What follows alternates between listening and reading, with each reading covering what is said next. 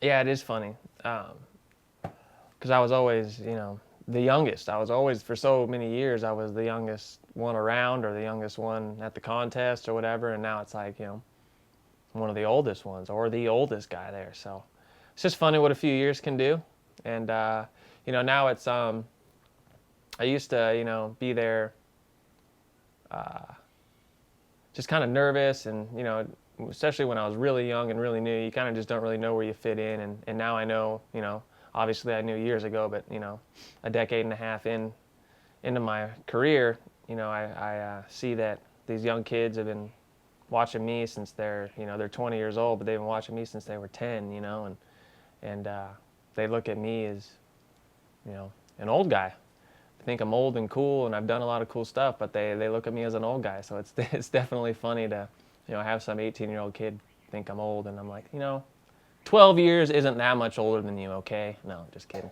But it's definitely a trip to go from being the young buck to now the old guy and the veteran, and but I'm enjoying it, enjoying every step of the way, man.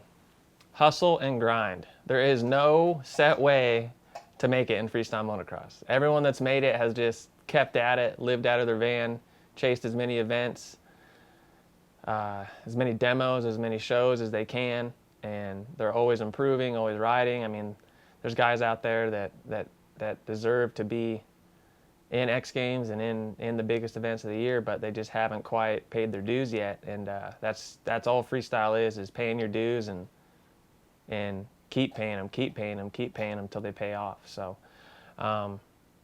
hustle and grind. You got to just hustle and grind. You always got to be there. Every event, you got to drive yourself, make your own way, be your own mechanic. You just got to make it happen.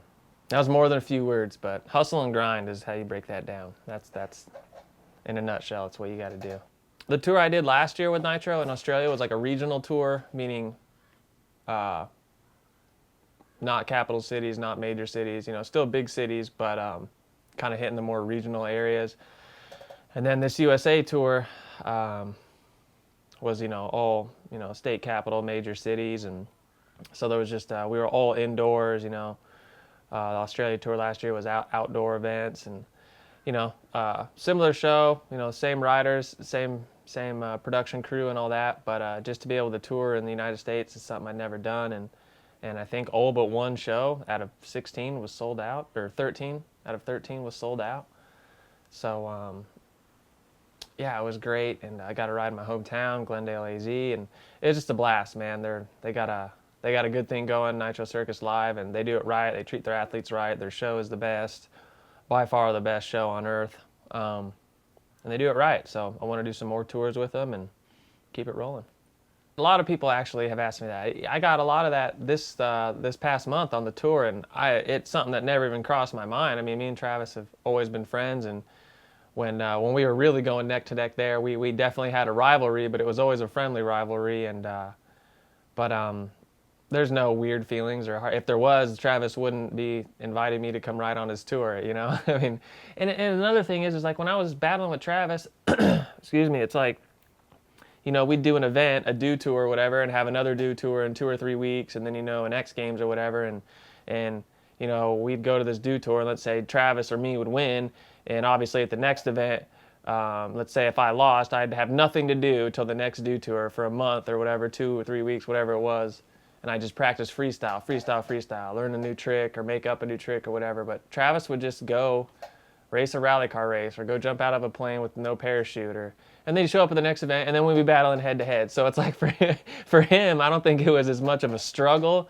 to go battle with me as it was like I had to put everything in to go and hang with him, and for him, he was off doing whatever and then showing up and riding freestyle and having a good battle with me. So I don't think it was, I don't think anyone has a chip on their shoulder. For me, I think having Travis to be that goal for me to beat for so many years, to try to hang with him, really kind of put me in the spotlight somewhat. I mean, not to sound weird or cocky or anything, but I was, competing with Travis. So I got interviews and I got, on camera a lot. And I really think that that's kind of what brought me to the level I'm at today, just having to chase him down. So there's no hard feelings. Travis was more than 9 out of 10 days, he was better than me. So I don't think he's worried about me. We have fun.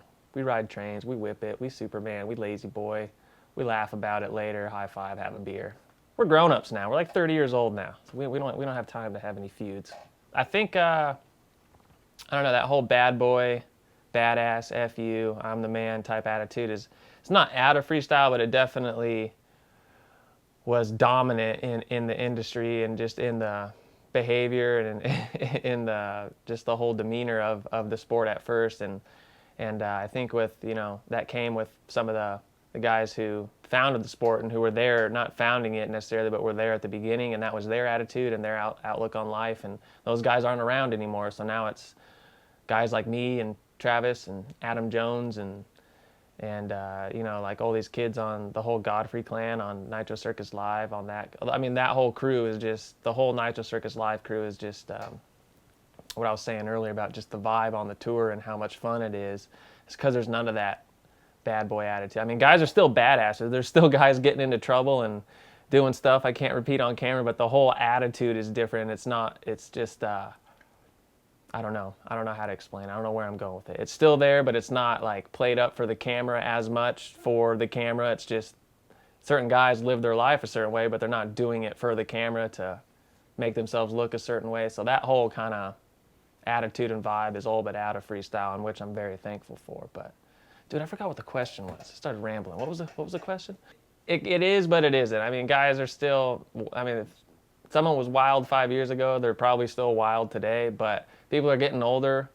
A lot of us are having kids and getting married and things like that, so people are getting their crap together and, cleaning it up a little bit. So I definitely think since, I'd say, the late 90s to 2001, 02, that whole bad boy image and kind of attitude is probably 90% gone out of the industry now. Guys are still badasses and wild men, but it's just not played up for the camera, over the top, exaggerated. It's just, if someone's like that in the industry nowadays, that's just how they are. It's not an act for the camera. It's not a way to sell t-shirts or hats. It's just who they are.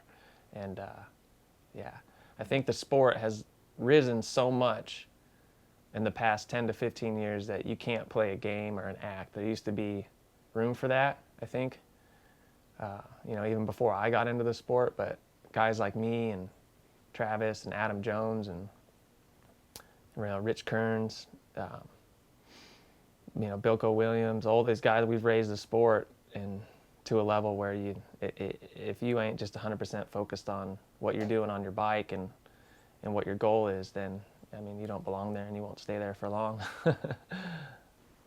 I like filming, I like hanging out with Walt and guys like you, and it's fun. It's just fun to go capture footage, and like we were messing around with new angles today on our GoPros and stuff, so I really do enjoy it. And I do a video every month with old GoPro footage, nothing but my GoPros, and it keeps GoPro stoked. And when I learn new angles, whether I come up with something or I learn something from you and I put it in my video and it stokes some kid out to go ride and use his camera or whatever. I just like doing that. I like staying in touch with my fans and people riders that I'm interested in and I follow and I want to see content of. It's nice to know that they're working every month. They're putting a video, getting photos, posting photos on their social media and putting a video out once a month or once every couple months. It's cool. It lets lets their fans and lets me know that they're, they love what they do and they're riding and they're into it, I think it's just becoming like content, social media, and just content so easy to get now, whereas 5 years ago it was like, I couldn't get any pictures of myself if I didn't line up a photo shoot with someone and go through the whole process, Now it's like I can strap my GoPro to my helmet or on some kind of mount or mount it on my bike and, connect it to my app when I'm done riding, see what cool photos I got, and now I got Instagram photos for a month. It's kind of like if you're not doing that, I think it kind of makes your fans feel like, well, he's just kind of leaving us high and dry, And sponsors love it because, every time you post on your social media, however many followers you got, that many people are seeing their logo and, it's like part of my deal now. If I don't do it now, then people think I'm afraid people will think that, I'm not into it or whatever. But I'm into it, bros. So I'm taking photos and video. Yeah. Just got this hoodie yesterday. What do you think? I'm sorry, not a hoodie. It's a crew neck. It's about Deft. What do you want to know, bro? Because it's cruising along. And it's 2014. and we started it in '08, and that's 6 years, and it's going good, and no complaints really from my end. As far as like business wise, I mean, just for me and you know, two buddies to start something in this house right here, and now it's, you know, something that the whole industry knows, and BMX, moto, mountain bike, even guys jet skiing, and even just obscure sports, people are loving it. Golf and skydiving and loving the glove. So it's a really good feeling to start something, have an idea years and years ago, and to watch it form into something and working. And we still have a long way to go, you know, like, you know, these companies like Thor and Fox, and you know, and even other companies outside moto, they've been at it for a lot longer, and they just have more of an anchor as a business. But we're getting there, and things are cruising along. And it's like, since we started in '08, it's been just a steady growth, or just a spike to where it's hard to control and handle. So I have no complaints, and just trying to keep it all in line and not become overwhelmed, and just keep it moving.